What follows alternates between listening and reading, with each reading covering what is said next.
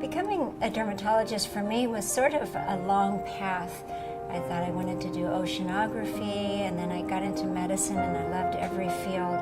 But what I then realized is I loved seeing the disease on the surface. And in dermatology, rashes are very visible. They're very embarrassing to patients. So when you fix them, the patients are very gratified. So I like the visual aspects and the fact that patients are so happy when they're cured.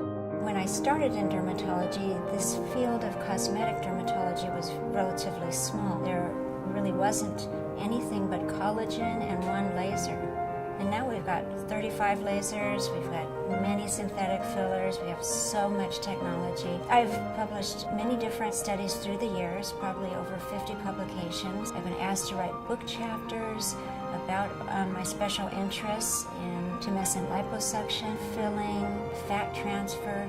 It's so important to remain involved in research because it's a rapidly evolving field. So being involved in research allows us to have our finger on the pulse of the latest technology.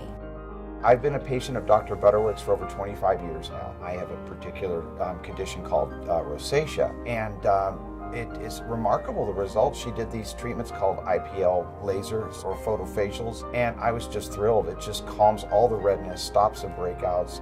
I've been in for treatments and had people from around the world coming to study her procedures because she is just groundbreaking in everything she does. The thing I like is you can discuss what you want, and she really will try to accommodate you. I had my face resurfaced. The outcome was excellent, and I've continued to see Dr. Butterwick. It's an outstanding relationship. Trust is everything with a doctor-patient relationship, especially when someone is changing the way you look.